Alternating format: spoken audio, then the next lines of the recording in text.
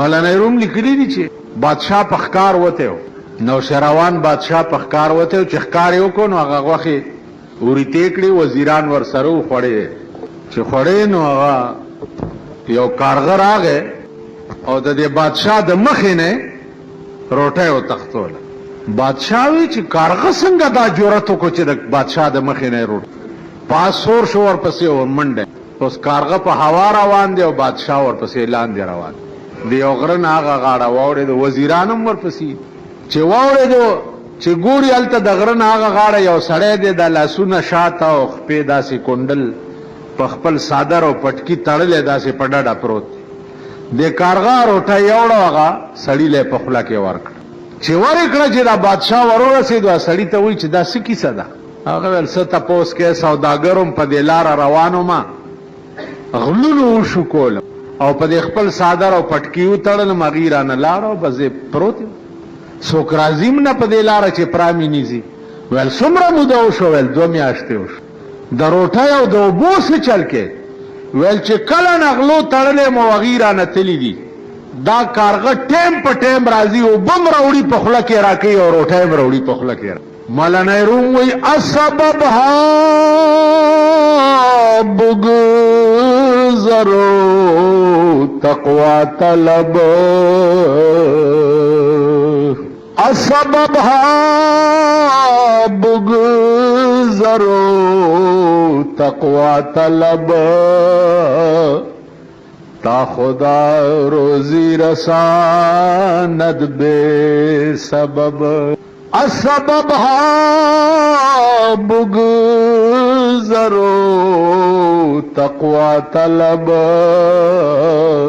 تا خدا روزی رساند بے سبب ہیلے لٹول پریدا تقواو کا خدای سره جوړاو کا د خدای نیک بندگانو ته نږدې شاغي سره جوړاو کا نو چې هغې سره د رابطه پیدا شوه نو تا خدا روزی رساند بے سبب خبر بم نہیں اور روٹائی بتا پسې را منډې وي خبر بم نن روټای د پاره د ملک سال جوړ کړي د قوم سال جوړ کړي روټای خبره ده کنه نور څه خو نشته نه دین شته نه مذهب شته خو روټای ده او کورسای ده او اقتدار ده اوس په نواز شریف د کفر فتوا خو نه لګېدلې چې کافر شوی او غلام اسحاق لړا کړو ما غلام اسحاق څه شه ده ما وی چې په دې قبر کې یو خامار وی داغه په دې سر یو وړو کې لړمې د دې نو کومره هغه خامار په دې سر هغه لړم ګرځي خامار ته وای چې کده کړه کو نو ټک در کوم یې را کوم بس خامار د یری غلې پروتي رپ نه وای لړم دومره غوندي او دومره لوی خامار چپ کړي نو دا هغه لړم دی چې د دې ملک په سر ناست خو چې ټک څوک کی د غرور خبره د دې شپاو کا چې ما میرا منتخب حکومت کوئی نہیں توڑ سکتا ہے کوئی نہیں توڑ سکتا چې ډت شو د شپې ډت در کو سهار د نه حکومت او نه توي وہ کنو بوټو تقریر کو چې میں میجارٹی یہ کرسی بڑی مضبوط ہے یو سړی پې راغی چې سترګې د غریبي یو په یو طرف او بل په بل طرف کم خیال کړی د ضیاءالحق صاحب ښه سړی او سترګې کږې هغه پې راغی داسې ډچې والا ورکو چې میجارټي م لاړه لورې راله لورې ویل واه ما به څوک وخوځوي همدغه نری لړم چې پیو ډچې والا ورکو ټیک شو میړه یې والا راونیو چې قانون دې لاس کې واغستو پلانه دفعه 25 کروڑه دفعې د بې نظیرې په میړه جوړې کړې وي هغه پرون پاک په درې منه صابون ووینځلی شو سور مولی تې جوړ شو وزیر شو که نه شو پاک شو دا ستا د ملک قانون دی ټولې دفعې ختمې شوې بس د چې څومره الزاماتو پې او اف آی آرونه پې چاک شوي هغه ټول ختم شو پاک دا ستا د ملک قانون دې قانون دپاره به سبا الیکشن کې تاسو ځانونه بیا وګورئ بیا ستاسو ایمان ما ته معلوم دی. پرون رانه چا تپوس کړی دا مولیان به څه کوي، تاسو ملګري کېږي ورسره که نه؟ مال شل ځل مولیانو څه کار دی؟ خر ورته په کټ کې سملاوه او سپین څادر پې واچوه، موږ د خرم جنازه کوو. چې باضمیره قوم ورسره ملګری و، باضمیره چې ځان ته یې څه وې، زه خو بې ضمیره ومه، ملا پکې لاچا ملا پکې لاچا کړې. باضمیره قوم خپل ضمیر پرېښو، زه یې تا نه مخکې پرېږدم. یو سړي ما ته وې ته کشمیر ته تللی؟ مال نه. ویل ته څنګه مولای چې کشمیر ته نه یې تللی؟ مال ته تللی؟ ویل نه زم نه یم تللی. مال د دله قوم امام چېرته غیرتي کېدی شي؟ ویل نه نشي کېدی. مال خو بې غیرته چې څنګه ته یې داسې زه یم که نه چې ته نه یې تللی زه هم نه یم تللی. دا ستاسو ایمان دی. تاسو به وګورئ په شنو چایو په تورو چایو خپلې ښځې راوباسئ او پولینګ سټېشنونو ته یې بوځئ که نه بوځئ؟ او د دې ملک یوه ښځه 30 مرونه کوي که نه کوي؟ هر پولینګ سټېشن باندې ګرځئ او ورته وایي چې زما پلانې میړه دی، بیا بل پولینګ سټېشن له بوځي چې زما پلانې میړه دی، بیا یعنې زما کور ته چې راځي نو زمونږ ښځو 80 میړونه کړي. کوي که نه کوي؟ سبا به بیا وګورئ په تور او په شنو چایو د دې قوم ګډېده په سړک وګورئ. تورې او شنې پې اوس کوه، الیکشن کې درته ګډېږي، او خوټ کېدلې وریجې پې وخوراوه، واده کې درته ګډېږي. ګډېږي که نه؟ وریجې در باندې خورم او ټرک درته ودروم او بیا لا چې ډولکي والا هم در سره کېنوم. تو نالت په داسې ملک، تو نالت په داسې قوم. وریجې دې وخوړې کور دې وران شه، خو ځه ورکېږه کور ته ځه که نه. څه ډولی کې زهر وخورې کور دې وران و، روټۍ در کره نه وه چې بس چیټ درغلی نه و، بیا را خلاصي صاحب وریجو ته څوک ټینګېدی شي؟ د ماشکیرونه یې چا ډولکي ته به ګډېدو. نو ګډېږي څه له خو وریجې دې وخوړې به ځه ورکېږه. نو ټرک ته یې وخېږي چې هله جاني دی، او بیا یې په موټر لا څه شی جوړ کړي. هغه شی را سره لاس کې نشته چې زړه مې پې یخ شي په دې ملک، هغه پاور مې لاس کې نشته. بیا دا غریب، نن د غریبو حال ګوره، غریبان لګیا دي، څه شو خو شو بد شو پلانې شو ډینګرې شو. لکه ته څه کې خوار شې د خرې بچیه، خرې بچیه په آرام کښېنه، ته خو د خرې زوی خو خپل پیټې بوړي خپل بوړي، تا له څه فایده را رسي؟ نو لږ سوچ وکړئ، خدای ته وګورئ. بدبخت قومه، خدای ته راجع شئ، خدای سره رابطه او تعلق پیدا کړئ. یو نری غوندې درد دې ځای کې د خدای متعلق پیدا کوي. والله العظیم چې دا هر څه به درته ګپ ښکاري او ټوکې به ښکاري او مخول به ښکاري، دا هغه ذات درد چې در تړه کې پیدا شي دا هر څه به درته ګپ ښکاري. شیخ عبدالقادر جیلانی رحمت الله هغه درد پیدا، دومره عبادت یې کړی چې کم مقام ته ورسېدو. د کوفې په جامع مسجد کې تقریر کوي چې سبحان الذي اسرا بعبده ليلا من المسجد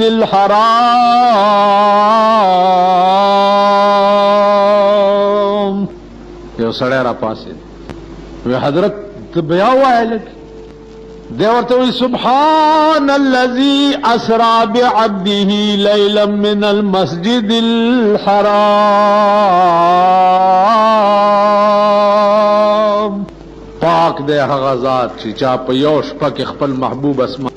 سړی ورته وایي په یو شپه کې او اسمانونو ته؟ ویلې او وی دا زما عقل نه مني، زما عقل دا نه مني چې په یو شپه کې اسمانونو ته عربونه میله مزل دی. یو شپه کې څنګه لاړو؟ بیا لیلن کې تنوین تقلیل دپاره د شپې په یو پړک کې. دا زما شیخ عبدالقادر جیلانی رحمت الله علیه ورته وایي چې ستا عقل یې نه مني؟ وی نه زما یې نه مني. ویل ځه وځه. کور ته لاړو په غوسه.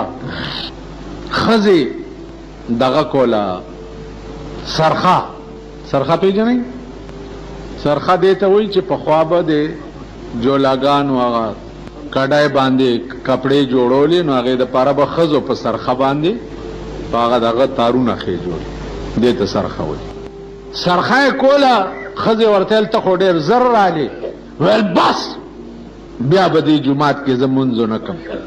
ویلوی چې پیغمبر په یو شپې په یو پړک کې اسمانونو ته تللی او بیا په شپه کې واپس راغلی. دا دومره لري مزل په یو شپه کې تللی او راغلی، دا د چا عقل مني؟ ښځې ورته ویل زه چې عقل دې نه مني ورشه دا منګی واله لږې اوبه راوړه، کور کې اوبه نشته.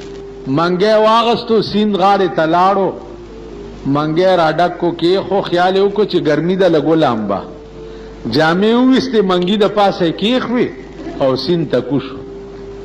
چې کوشو سیند والا ټیله ورکړه، چې ټیله یې ورکړه هغه غاړه یې وغورځوله، چې هغه غاړه یې وغورځولو بربنډ، چې ګوري هلته یو سړی دی چې میان نیسي. هغه چې وکته چې دا خو ښځه راوغورځېده د سیند نه، ده چې ځان ته ګوري ښځه شوی دی، و خو څه شی سړی و، خو چې سیند ټیله ورکړه هلته وغورځېده چې ګوري ښځه ده. میانې چې نیوه هغه وی چې فوی دا خو زنانه ده او اوبو راوغورځوله. هغه زر خپل څادر واغست او پې ویې غوړو، پټه یې کړه، څادر کې تاو کړه. څه چل دی؟ ویلې بس اوبو راوغورځوله. مزدې دام نه وایي چې زه سړی وم او ښځه شوم. نو اوس به تاسو وایي چې سړی څنګه ښځه شوی و؟ په ایمان یې وایي چې دا د خپلې زمانې دا د ینګ دا نوجوان طبقې ته ګوره، خو خالی د لوپټې ضرورت ته لږه لوپټه ور په سر که کمپلیټ ښځې ښکاري که نه کمپلیټ. بیا دی چې سهار ټایم کې وګوره او دفتر و تنظیم میک اپ کوي، په خدای باور وکړه ما لیدلي دي هلکه غوندې سرخیم په شونډو مږي او هلکه غوندې پوډر هم مږي، ما لیدلي. او که نه درته ښیم زه پټې خبرې ماما نه کوم، سبا چې د چا شکي راشي دفتر ته ځان سره بوځي، دا په خپل څادر به وله دا شونډې ومږم، زه تیارېږم هم نه. ته وګوره چې خړې به شي رنګ به ترې لاړ، او که زما څادر سور نه شو جرم به درک. نو کرداري طور مونږ ټول ښځې یو، خیال هم راغی جي. بس هسې د سلیمان علیه السلام کیسه مې درته کړې وه چې هغه هدهد مادغه ورته ولې لیټ رالې وې، یو مسلې تپوس چا کړی و، څه وی چې ښځې ډېرې دي که سړي ډېر دي؟ ویل مال چې ښځې ډېرې دي. ویل تا ته څه پته وی؟ صاحب چې کوم سړی د ښځو مني هم ښځه ده. نو وی دې زمانه کې د ښځو منلو والا ډېر دي، نو هم په ښځو کې شمه. هغه زمانه کې د سلیمان علیه السلام. اوس خو هر سړی د ښځې ټټو دی، دا ګیرو والا نه دي. تاسو ورشئ د پبو میا صاحب زیارت ته، دومره ګیره به یې پرېښي، درې نیمې لیشتې به یي، او صاحب یو کوچنډی به په اوږی بل به په ترخ کې، یو به یې ګوتې نه نیولې او دوڼدوڼی به ورپسې او میا صاحب له بیا را روان. شیخ صاحب راشي شپارس یې وکړي، منجور ته وایي چې لږ ښه جارو پې ووه. ډېر لوی بادي دي په دې خپو کې، ښه کټې منجور ناست دي په زیارت کې، صاحب پې جارو مو وایي دمیم کی. شیخان په دې قهر اخته دي، میخان په دې قهر اخته دي، سرمایهدار په دې بل قهر اخته دي، ټول ملک دې داسې. نو دا تصور هم مه کوه چې سړی څنګه ښځه شوه. هغه میګیر بوتله کور ته، ښځې څنګه چل دی؟ ویل بس سیند کې مې لمبل او اوبو ټیله راکړه راوغورځېدم. اوس دا حل نشي ویلی چې زه سړی وم، بېګالی ملا راوستی دی او میګیر خیال کړی چې ښځه مې هسې نشته، خدای تیاره راکړه، غوټې پې نکاح تړلی. چې نکاح یې پې تړلی دی 12 کاله د میګیر سره تیر، او په 12 کاله کې هر کال به زوی کېدو، 12 زامن. یو ورځ بیا ښځو سره منګی په سر کړی چې راځئ چې د سیند غاړې ته لاړې شو، اوبه مو بم راوړو او به لامبو لګې. نورې ښځې دي ورسره، دام ده. به د دې خو هر څه هیر شو چې لاړم بل جنس شو. جامې ویستې دي او اوبو ته کوزه شوي دي ټولې ښځې، دام کوزه شوې ده. چې کوزه شوې بیا سیند والا ټیله ورکړې، چې سیند ټیله ورکړې غړپ چې د سیند دې غاړه راغورځېدلې، چې ګوري منګی پروت دی او د ده هغه جامې هم پې پرتې دي او چې ځان ته ګوري سړی دی. زر یې هغه جامې راواغستې وایغوستې. اوس تاسو به وایي چې دا څنګه چل دی؟ عزیزانو دې ته وایي کرامت. کرامت د اولیاء حق دی، دا د عقایدو مسله ده، او د عقایدو مسله ده د شرقاید عبارت دی چې کرامت بعد الموت هم حق دی، د مرګ نه وروسته هم د ولی نه کرامت ثابت دی. د مولانا روم کتاب د چا په لاس کې و، یو سړی ته تپوس وکړو چې ای چیست فارسی کې وایي، پښتو کې ورته وایي دا څه شی دی، اردو کې ورته وایي یہ کیا ہے، انکو کې ورته وایي ایکیوے، ورته وایي ای چیست، تا لاس کې دې څه دي؟ سړی ورته وایي ای مصنوي است. مصنوي دا معنا ده چې دا اورېدل پکار، دا څه شی دی؟ اورېدل پکار. سړی ورته وایي چې ای مصنوي نیست، ای مشنوي است. مشنوي د مصنوي په ځای هغه وایي ای مشنوي است، دا اورېدل نه دي پکار. نو دا سړی ورته وایي چې تو خو یک ذره ببین، لږه خو یې وګوره د خدای بنده. هغه وی بیتې چې ورکړه خو چې کولاو کړه. دا شعر په مصنوي کې نشته. دا کرامت د مولانا روم بعد الموت 900 کاله د مولانا روم چې کولاو کا نو په سر ورته یو شعر راغی چې ایسا گے ملعون تو او میں کنی، ایسا گے ملعون تو او میں کنی، مصنوی یہ ماتو مشنو میں کنی، ایسا گے ملعون تو او میں کنی. او سپی ملعونا تو ولی غپ غپ کے مصنوی یہ ماتو مشنو میں کنی. زما مصنوی ته وای چې د دې اورېدل نه دي پکار. دا شعر د مصنوی نه و، دا کرامت بعد الموت و چې په مصنوی کې سړی ته راغی.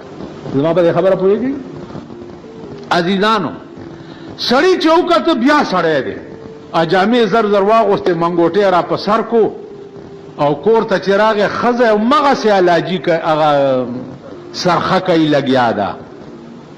ورته وی دومره زر راغلې، سین له تللی وی او دومره زر راغلې. دی ورته وی بیړه دې غرقه شه، د ما 12 زامنه مو شوه، ته وی چې زر راغلې. له همغه وختو ښځې سرخه کوله، له اخلاصه کړې نه وه. همغه ټیم جومات له یې منډه کړه چې ګوري همغه ټیم دی شیخ عبدالقادر جیلانی په منبر ولاړ دی او دا آیات وایي چې سبحان الذي اسرا بعبده لیلا من المسجد الحرام. دا ورته د لرې نه آواز وکړو چې صدقت یا شیخ، صدقت یا شیخ، زما دې په خدای قسمی چې رښتیا وې. الله د سترګو په رب کې پیغمبر بوتلیم شي او راوستې. د ورته آواز وکړو نږدې را چې منځ شو، خلق لاړه ځان سره کېنولو چې کیسه څه ده. هغه ورته ما سره خو داسې چلو 12 کاله مې تیر شو، لا همغه ټایم دی. وی الله هر څه کولی شي که نه شي کولی؟ وی کولی شي. وی چې الله هر څه کولی شي. همغلته ناستو او د شیخ عبدالقادر جیلانی رحمت الله علیه په لاس بیعت وکړو او د هغه مقبرې سره جوخت وسخه. تاسو پوه شئ؟ نو عزیزانو معامله ټوله د خدای ده. عزیزانو دا ملک داسې ملک دی چې مثال د خرې د زوی دی. خرې ته چا ویل مبارک شه زوی دی وشو، هغې ویل خدای دې بیخه مباسه ورکړه، زما زوی که وشو ماله به څه خیر په لاس راشي، خو خپل پیټې به وړي او خپل به وړم که نه جي. نو په هغه تمه مه اوسئ. دا ملک د خرې د زوی مثال دی. هر سړی چې پې کیني خپل پیټې وړي او خپل به وړې. نه به ګاډي والا د ګاډي نه خلاص شي، نه به ریړې والا د ریړې نه خلاص شي، نه به چابړي والا د چابړي نه خلاص شي، نه به بې روزګاره ته روزګار میلو شي. په آرام کښېنئ، مه پې خوشحالېږئ او مه پې خفه کېږئ. خدای چې څه کوي هغه ډېر ښه کوي. دا فیصلې په دې ملک کې د ملک او د ځمکو فیصلې نه وي، دا د اسمان فیصلې وي. په اسمان کې فیصله دا وشي چې تاسو ته یو خبره وکړم. حدیث کې راځي چې د الله کم سړی خوښ نو د خپل خدای ټول ملائکې راوغواړي چې دا پلانې سړی مام خوښ کو تاسو هم خوښ کړئ. ملائک ټول آمنا وصدقنا کی چې یا الله زمونږ هم خوښ. بیا د اسمانونو ملائکو ته وایي چې د ځمکو ملائکو تم وایي او د خلقو په زړه کې هم دا القاء کوي چې دا سړی خدای هم خوښ کړی دی او تاسو هم خوښ. او دغه اعلان د خدای صرف پدې کېږي چې د کوم خلقو خدای سره لګاو تعلق. زمونږ خدای سره لګاو تعلق نشتا، دنیا سرم لگاو تعلق تے ضمیر فروش، ایمان فروش، بے دینا، بے ایمانا، بے حیا، بے غیرتا. دا زمونږ د ملک مشن دی. نو دا خبرې په بلا ولې او په دغه تمام مو سي بس الله چې څه کوي به دغه عقیده ولري چې هغه یو عاشق ناستونو سحر ټیمو نری غوندې باد پې راغی نو دې باد ته وایي چې سبب کوچه جانان گر همی گزری، سبب کوچه جانان گر همی گزری، اذا لقیت حبیبی فقل له خبری.